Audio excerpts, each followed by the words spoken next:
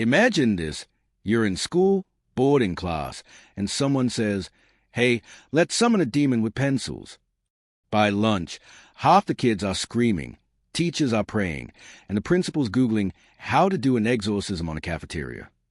Welcome to the true story of a game so cursed, it shut down an entire school.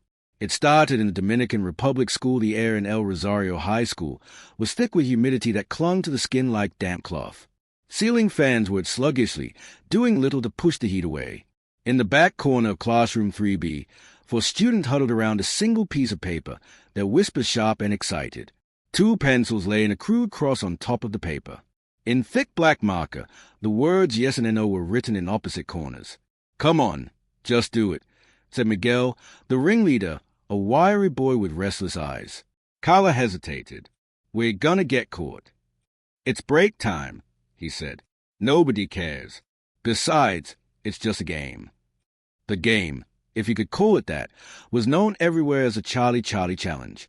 Ask a question, and the spirit named Charlie would answer by turning the top pencil toward yes or no. Half the kids in the Dominican Republic seemed to be playing it that year. Most of them swore it was fake, but not all of them. Miguel licked his lips. "Okay, everyone quiet." They all leaned in.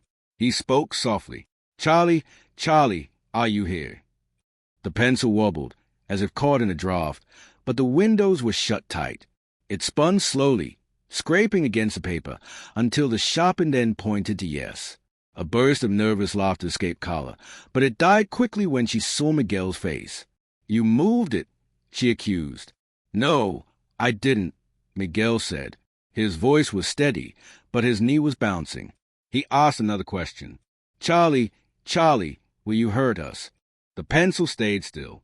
Then, with a sudden, sharp twist, it jerked toward yes again. And that's when the scratching started. It came from inside the wall, a dry, skittering noise like fingernails on wood. Carla's eyes darted to the others. "Rats," she whispered. But then a desk 2 rows over trembled, just enough for one leg to tap against the floor. Everyone froze. The tap turned into a slow scrape, like the desk were being pulled. Another desk moved. The metal leg shrieked against the tile. By the time the third desk shuddered forward, the room was filled with gasps and muffled screams. "Stop it," one boy shouted, but no one was touching the furniture. Then, bang! The classroom door slammed so hard the glass in the window rattled. A sharp, cold wind rushed through the room, though every window was still shut. Carla clutched her arms, her skin prickling. "Charlie, Charlie, we're done. We're done." Miguel's voice cracked. The pencils rolled off the desk, landing on the floor in perfect parallel. The paper, just a thin sheet of school stationery, fluttered in place, though there was no breeze. From somewhere down the hallway, a scream cut through the air. It was followed by a loud crash, like lockers being thrown open all at once. The teacher burst into the room, her face pale.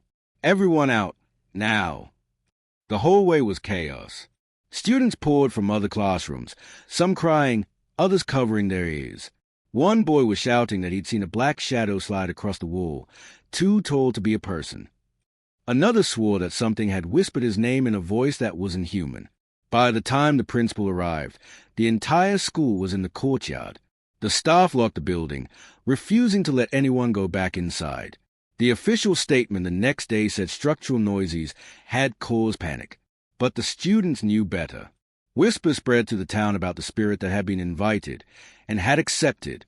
El Rosario High never reopened. The building still stands, boarded up, its paint peeling in the relentless heat. Kids walking by swear they can still hear the sound of desks scraping across the floor and pencils rolling, stopping in perfect parallel. "So, would you play?" If you do, and you hear him ask you a question back, don't answer. Just walk away. Or run. And if you're still here listening to this, you're exactly my kind of person. Stick around. The lights are going off soon. Give a like and subscribe.